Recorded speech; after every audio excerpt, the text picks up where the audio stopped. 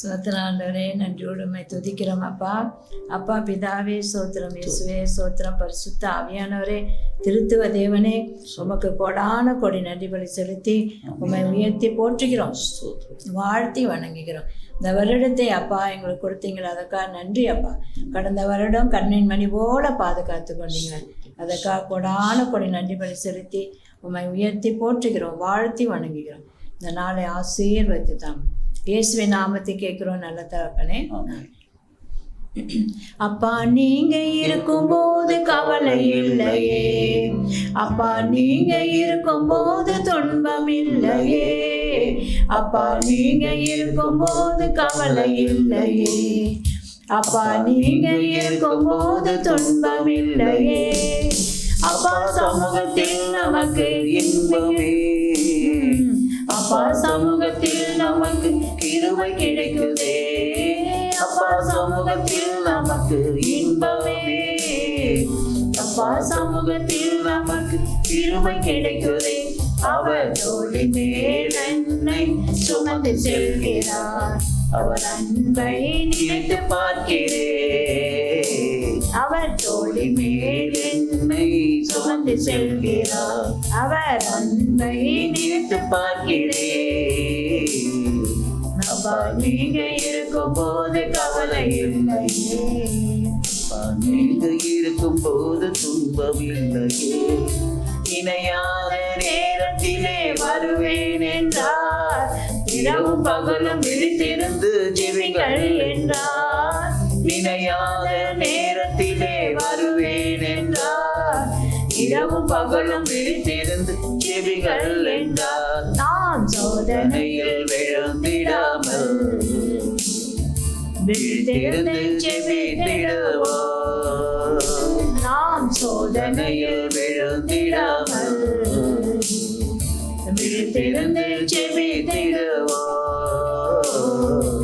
அப்பா நீங்க இருக்கும் போது கவலை இல்லையே, அப்பா நீங்க இருக்கும் போது துன்பம் இல்லையே, இது புதிய வானம் புதிய பூமி தோன்றும் என்றார், பழையன யாவும் ஒழிந்து போகும் என்றார், புதிய வானம் புதிய பூமி தோன்றும் என்றார், பழையன யாவும் ஒழிந்து போகும் என்றார், புதிய எண்ணெயால் என்னை அபிஷேகம் செய்தார், நித்தம் நித்தம் என்னை நடத்திடுவார், புது எண்ணெயால் என்னை அபிஷேகம் செய்தார், நித்தம் நித்தம் என்னை நடத்துகிறார். அப்பா நீங்க இருக்கும் போது கவலை இல்லையே, அப்பா நீங்க இருக்கும் போது துன்பம் இல்லையே. அல்லேலூயா, சோத்திரமானவரே. அப்பா நீங்க இருக்கும்போது கவலை இல்லை, கண்ணீர் இல்லை, துன்பம் இல்லை, துயரம் இல்லை. அப்பா இந்த வருடத்தை, இந்த புதிய வருடத்தை கொடுத்திருக்கீங்களே, நன்றி அப்பா. இந்த வருடத்தில் கூட ஆண்டவரே அப்பா அறியாத பிள்ளைகள் அறிந்து கொள்ளும்படியாக வழிவாசலை திறந்து கொடுக்கும்படியாக ஜெபிக்கிறோம். அடைக்கப்பட்ட வாசலை திறக்கப்படட்டும் தகப்பனே. இப்போது இந்த நாளிலும் கூட டிவி முன்பாக அமர்ந்து ஆண்டவரே அப்பா பார்க்கிற பிள்ளைகளுக்கு இதோ ஆண்டவரே கிருபையை தாங்க, ஆசீர்வதிங்க. வார்த்தை பிள்ளைகளுக்கு ஆசீர்வாதமா இருக்கட்டும், வார்த்தையே வெளிச்சமா இருக்கிறது என்று சொல்லியிருக்கீங்க ஐயா. ஆண்டவரே சோத்திரம், இருள் சூழாதபடி பாதுகாத்து கொள்ளுங்க. படிக்கிற பிள்ளைகளுக்காக நாங்கள் ஜெபிக்கிறோம், நல்ல ஞானத்தை கொடுங்க ஐயா. ஆண்டவரே போக்களை வரக்கும் சமூகம் இருக்கட்டும், கொள்ளாத உலகத்தில் பிள்ளைகளை ஆண்டவரே நீங்கள் சாட்சியாக நிறுத்தும்படியாக ஜெபிக்கிறோம் ஐயா. வாலிப பிள்ளைகளை இரத்த கொட்டைகளை மூடி மறைத்துக் கொள்ளுங்க. இதோ இந்த வேலையில் கூட வியாதியில் இருக்கிற பிள்ளைகளுக்காக நாங்கள் ஜெபிக்கிறோம். இந்த கொள்ளை நோய்கள் தேசத்தில் வராதபடி பாதுகாத்துக் கொள்ளுங்க ஐயா. அல்லேலூயா. அறியாம் தர ரஷாபாக்களமான தூரமான அறியாம் இந்த ரத்தத்தை திணிக்கிறோம். எல்லா கொள்ளை நோய்களை இயேசுவின் நாமத்தால் சுட்டரித்துப்படுகிறோம் ஐயா. பரிபூர்ண சுகத்தை கொடுக்கிற தேவன் ஐயா. இதோ வருத்தப்பட்டு பாரம் சுமக்கிறவர்களே, நீங்கள் எல்லோரும் என்னிடத்தில் வாருங்கள், நான் உனக்கு இளைப்பாறுதல் தருவேன் என்று சொன்னீங்களையா. இளைப்பாறுதல் தரும்படியாக செபிக்கிறோம். இப்படி வார்த்தை பிள்ளைகளுக்கு ஆண்டவரை இளைப்பாறுதல் தரட்டும் ஐயா. வார்த்தையே ஆண்டவரே அப்பா ஆறுதல் கொடுக்கிறதா இருக்குது, ஜீவன் கொடுக்கிறதா இருக்கிறது. அல்லேலூயா. அறியாத மக்கள் இந்த வருடத்தில் இயேசுவை ஏற்றுக்கொள்ளட்டும். நசரேனா இயேசு கிறிஸ்து நாமத்தை கேட்கிற ஜீவன நல்ல தகப்பனே, ஆமென். கர்த்தருக்குள் பிரியமான தேவனுடைய பிள்ளைகளே, அல்லேலூயா. தேவனுடைய பிள்ளைகள் என்னவென்று அழைக்கப்படுவார்கள் என்றால் தேவர்கள் என்று அழைக்கப்படுவார்கள். அல்லேலூயா. ஏன்னா வேதம் அப்படி தான் சொல்லுது. நீங்கள் வேத வசனத்தில் பார்த்தீங்கன்னா யோவான் புத்தகத்தில் 10வது அதிகாரம் சொல்லுகிறது, தேவ வசனத்தை பெற்றுக்கொண்டவர்களை தேவர்கள் என்று அவர் சொல்லியிருக்க என்று சொல்லப்படுகிறது. யார் வேத வசனத்தை கேட்டு அதை செயல்படுத்த விரும்புகிறார்களோ அவர்கள் அனைத்து பேரும் தேவனுடைய பிள்ளைகளாகிறார்கள். அப்பொழுது அவர்கள் என்னவா மாறுகிறார்கள்? தேவர்களாய் மாறுகிறார்கள். அல்லேலூயா. கர்த்தருக்கு ஸ்தோத்திரம். வல்லமையை அவர் தருகிறார். இந்த நாளில் ஒரு வசனத்தை நாம் வாசித்து தியானிப்போம். ஏசியா தீர்க்கதரிசியின் புத்தகத்திலே 84வது அதிகாரம் அதில் 15வது வசனத்தை நாம் வாசிக்கலாம். நானே அதை சொன்னேன், நானே அதை சொன்னேன், நான் அவனை அழைத்தேன், நான் அவனை வரப்பண்ணினேன், அவன் வழி வாய்க்கும். அருமையான ஒரு வசனத்தை உங்கள் மத்தியிலே பிரசங்கிக்க கர்த்தர் கிருபை பாராட்டியிருக்கிறார். என்ன சொல்கிறார் என்றால், நானே அதை சொன்னேன். நான் அந்த 15வது வசனத்தில் பார்த்தீங்கன்னா மொத்தம் 4 இடத்துல அவர் என்ன சொல்கிறாருன்னா நானே என்று சொல்லி பார்க்கலாம். முதல் நான் என்றாரு, அப்புறம் ஒரு இடத்துல நானே அதை சொன்னேன் நானே என்றாரு, திரும்ப நான் அவனை அழைத்தேன் திரும்ப நானே சொல்கிறாரு, திரும்ப நான் அவனை வரப்பண்ணினேன் அப்படின்னு சொல்லி இன்னொரு நானே சொல்கிறேன். ஹல்லேலூயா. அப்போ இதில் நீங்கள் என்ன தெரிஞ்சுக்கலான்னா, நான் அப்படின்னு சொல்லக்கூடிய ஒரே ஒரு தெய்வம் யாருன்னா அது ஆண்டவராகிய இயேசு கிறிஸ்து மாத்திரமே. வேறு எந்த உலகத்தில் எத்தனையோ தெய்வங்கள், நான் சொல்கிறது உலகத்தில், இந்தியாவில் மாத்திரம் சொல்ல, தமிழ்நாட்டில் மாத்திரம் சொல்ல, அப்படிலாம் சொல்ல, உலகத்திலேயே எத்தனையோ தெய்வங்கள் இருக்கிறது. ஆனால் ஒரு தெய்வம் கூட நான் சொல்லத்தக்கதாக ஒரு தெய்வம் கூட கிடையாது. எல்லா தெய்வத்துக்கும் சப்ஸ்டியூட்டாக இன்னொரு தெய்வம் இருக்கும். அட்லீஸ்ட் 2 தெய்வமாவது இருக்கும் ஒரு மதத்தில். அல்லேலூயா. இந்த கிறிஸ்துவம் மாத்திரம்தான் சொல்லுகிறது ஒரே தெய்வம், அது ஆண்டவராகிய இயேசு கிறிஸ்து மாத்திரமே. மீதி எல்லாம் மனுஷர்கள் தான். அந்த பைபிளில் வர்ற அத்தனை பேரும் மனுஷர்கள் தான். தேவனுடைய குமாரன் என்று சொல்ல ஒரே ஒரு தகுதி என்று சொன்னால் அது யாருன்னா ஆண்டவராகிய இயேசு கிறிஸ்து மாத்திரமே. என் நாமத்திலே நீ எதை கேட்டாலும் உனக்கு செய்வேன் அப்படிதான் சொல்லுகிறார். எங்கள் நாமத்திலேன்னு சொல்லலை. அல்லேலூயா. அப்போ கிறிஸ்துவம் என்பது பிதா, குமாரன், பரிசுத்த ஆவியானவர். இங்க நானே அப்படின்றார். நானே அதை சொன்னேன். அவர் சொன்ன வார்த்தைக்கு அவ்வளோ வல்லமை இருக்கிறது. நான் அவனை அழைத்தேன். இப்போது நீங்கள் எங்கிருந்து இந்த செய்தியை நீங்கள் பார்த்து கொண்டிருக்கிறீங்களோ, எத்தனை பேர் நீங்கள் பார்க்குறீங்களோ, அத்தனை பேர் தேவன் அழைக்காமல் இந்த சத்தத்தை நீங்கள் கேட்க முடியாது. எல்லாரும் கேட்க முடியுமா? முடியாது. அவர் அழைத்திருக்கிறார் உங்களை. அது மாத்திரமில்லை, நான் அவனை வரப்பண்ணினேன்.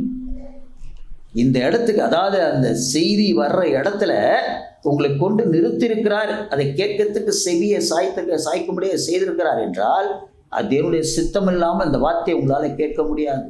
நீங்கள்லாம் பாக்கியம் பெற்ற ஜனங்கள். அல்லேலூயா. அதுக்கடுத்து என்ன சொல்றாரு? அவன் வழியெல்லாம் வாய்க்கும். எப்படி சொல்றாரு பாரு.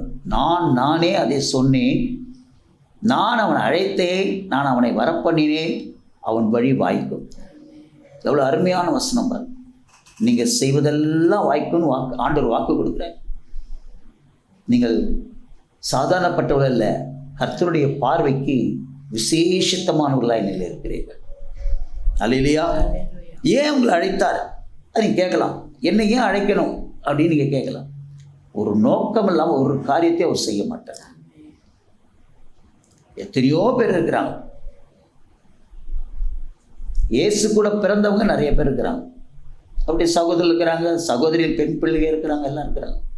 அந்த மரியாளுடைய பிள்ளைங்க, சொந்த பிள்ளைங்க, அவங்க பெற்றெடுத்த பிள்ளைங்க. அதில் மூத்த பிள்ளை தான் யார்? ஏசப்பா. ஆனால் ஏசப்பாவை அவர் அழைத்தார். அத்தனை பிள்ளைங்க இல்லை. தாவீது கூட பிறந்த அத்தனை சகோதரர்கள் இருந்தாங்க. அதில் தாவீதை அழைத்தார். இல்லைன்னா தாவீது அங்கே வர முடியாது. அதே மாதிரி உங்கள் குடும்பத்தில் உங்களோட உடன் பிறந்தவர்கள் சகோதர சகோதரிகள் இருந்தாலும் உங்கள் குடும்பத்தில் இந்த செய்தியை கேட்கும்படியாக உங்களை தேவன் அழைத்திருக்கிறார். ஏன்னா அவருக்கென்று உங்களை தெரிந்து கொண்டிருக்கிறார். அல்லேலூயா. உங்களை இப்போ அழைக்கலை, தாயின் கர்ப்பத்தில் இருக்கும் போதே முன்குறித்து அழைத்திருக்கிறார். இதான் உண்மை, இதான் சத்தியம். கர்த்தருக்கு ஸ்தோத்திரம். ஏன் அழைத்தார் அப்படின்றத அவர் விளக்கமாக சொல்லுவார் பாருங்க.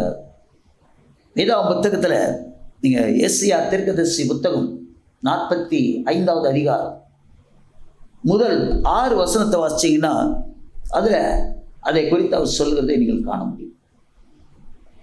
அல்லேலூயா. நமக்குள்ள என்ன டேலண்ட் இருக்குது அப்படின்றத அவர் அறிந்து வைத்திருக்கிறபடினால உங்களை அழைத்திருக்கிறார். கர்த்தருக்கு ஸ்தோத்திரம். நம்ம வாசிக்கிற கேள்வி, அதாவது ஏசாயா 45 முதல் 6 வசனம். கர்த்தராகிய நான் அபிஷேகம் பண்ணின கோரேசுக்கு முன்பாக ஜாதிகளை கீழ்ப்படுத்தி ராஜாக்களின் இடைக்கட்டுகளை அவிழ்க்கிறதுக்கும் அவனுக்கு முன்பாக வாசல் பூட்டப்படாதிருக்க கதவுகளை திறந்து வைக்கும்படிக்கும் அவனை பார்த்து அவன் வலது கையை பிடித்து கொண்டு அவனுக்கு சொல்லுகிறதாவது, சொல்லிட்டு நான் உனக்கு முன்னே போய் கோணலானவைகளை செவ்வையாக்குவேன். உன்னை பெயர் சொல்லி அழைக்கிற இஸ்ரவேல் தேவனாகிய கர்த்தர் நானே என்று நீ அறியும்படிக்கு வெண்கல கதவுகளை உடைத்து இருப்பு தாழ்பாள்களை முறித்து அந்தகாரத்தில் இருக்கிற பொக்கிஷங்களை ஒளிப்பிடத்தில் இருக்கிற புதையல்களை உனக்கு கொடுப்பேன். நான் என் தாசனாகிய யாக்கோபின் நிமித்தமும் நான் தெரிந்து கொண்ட இஸ்ரவேலின் நிமித்தமும் நான் உன்னை பெயர் சொல்லி அழைத்து நீ என்னை அறியாதிருந்தும் உனக்கு என் நாமத்தை நான் தரித்தேன். நானே கர்த்தர், வேறொருவரும் இல்லை. என்னை தவிர தேவன் இல்லை, என்னை தவிர வேறொருவரும் இல்லை என்று சூரியன் உதிக்கிற திசையிலும் அது அஸ்தமிக்கிற திசையிலும் அறியப்படும்படிக்கு நீ என்னை அறியாதிருந்தும் நான் உனக்கு இடைக்கட்டு கட்டினேன். நானே கர்த்தர், வேறொருவரும் இல்லை. அவ்வளோ அருமையா ஆண்டவர் சொல்றார், பேசுறார் பாருங்க உங்களை. அல்லேலூயா. இப்போ இந்த வசனத்தை நான் சொல்லி உங்களுக்கு நீங்க வாசிங்கன்னு சொல்லிடலாம். அல்லேலூயா. ஆனால் ஆண்டவர் என்ன சொல்றாருன்னா, இதை பிரசங்கி அப்படின்னு சொல்றாரு. அனுப்பப்படாவிட்டால் எப்படி பிரசங்கிப்பார்கள்? அப்போ பிரசங்கத்துக்கு தான் ஊழியக்காரன்னு அவர் தெரிஞ்சுக்கிறார். இப்போ இதே வசனத்தை நீங்க என்ன செய்யலாம் தெரியுமா? நாங்க பிரசங்கிக்கும் போது அதை கேட்டு அதை அறிந்து மற்றவர்களுக்கு நீங்க அந்த வசனத்தை கொடுத்து நீங்க பிரசங்கிக்க கத்துக்கணும். அல்லேலூயா. அதான் உங்களுக்கு வேலையே. இந்த செய்தியை கேட்குற நோக்கமே அதுதான். நீங்கள் கேட்குறத அதை அறிந்து இன்னும் அநேக வெளிப்பாடுகளையும் உங்களுக்கு தருவார். இதோடு நிறுத்திட மாட்டார். அல்லேலூயா. அதான் அந்த வார்த்தை. இது பொக்கிஷம். அவர் சொல்றதை பாருங்க. வெண்கல கதவுகளை உடைத்து இருப்பு தாழ்பாள்களை முறித்து அந்தகாரத்தில் இருக்கிற பொக்கிஷம் ஒளிப்பிடத்தில் இருக்கிற புதையலை உனக்கு நான் கொடுப்பேன். நான் என் தாசனாகி யாக்கோபின் நிமித்தமும் நான் தெரிந்து கொண்ட இஸ்ரவேல் நிமித்தம் நான் பெயர் சொல்லி உன்னை அழைத்தேன். அப்போ ஏசப்பா உங்களை என்ன செஞ்சிருக்கிறாரு? பெயர் சொல்லி அழைத்திருக்கிறார். உங்களை நீதிமானாய் மாற்றியிருக்கிறார். உங்களை இஸ்ரவேலராய் மாற்றியிருக்கிறார். அல்லேலூயா. இஸ்ரவேலர்னா என்ன தெரியுங்களா? ஊழியக்காரன் அர்த்தம். இஸ்ரவேல்னா யாரு? ஊழியக்காரன். உங்களை இஸ்ரவேலராய் மாற்றி இருக்கிறார். கர்த்தருக்கு ஸ்தோத்திரம். நீங்கள் வேதாகம புத்தகத்தில் பார்த்தீங்கன்னா, இந்த லேவியாகம புத்தகம்னு நினைக்கிறேன், லேவியாகம புத்தகத்தில் 25வது அதிகாரத்தில் 55வது வசனம் நினைக்கிறேன். ஆமாம், 25 லேவியாகம புத்தகம் 25:55. இஸ்ரவேல் புத்திரர் என் ஊழியக்காரர், அவர்கள் நான் எகிப்திலிருந்து பண்ணின என் ஊழியக்காரரே, நான் உங்கள் தேவனாகிய கர்த்தர். அழகாக பாருங்க. இந்த நானை பற்றி சொல்கிற போது சொல்கிற வார்த்தை பாருங்க. இஸ்ரவேல் புத்திரர் என் ஊழியக்காரர், அவங்களை எங்கேருந்து அழைத்தாரா? அவர்கள் நான் எகிப்திலிருந்து பண்ணின என் ஊழியக்காரர். உங்களை இந்த உலகத்தின் கட்டுகளிலிருந்து, சாசின் போராட்டங்களிலிருந்து, அடிமை தனத்திலிருந்து உங்களை விடுதலையாக்கி கர்த்தர் உங்களை அவருக்காக தெரிந்து கொண்ட ஊழியக்காரர்கள் என்று கர்த்தர் சொல்லுகிறார்.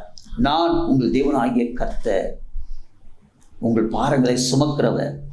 இன்றைக்கு இந்த சத்தியத்தை அறிந்து நீங்கள் இந்த காரியத்தை செய்வீர்களானால் கர்த்தர் உங்களை ஆசீர்வதிப்பார். நீங்கள் கேட்கலாம், என்னங்க அது, என்ன அப்படி எங்கிட்ட அறிஞ்சிருக்கிறாரு, நாங்கள் என்ன செய்யணும், இந்த வசனத்தில் எங்களுக்கு ஒன்றும் விளங்கலைன்னு கேட்டிங்கன்னா, இதே வசனத்தை அடுத்த வாரத்தில் இதே செய்தியை நான் உங்களுக்கு தொடர்ந்து நான் பேசுகிறேன்.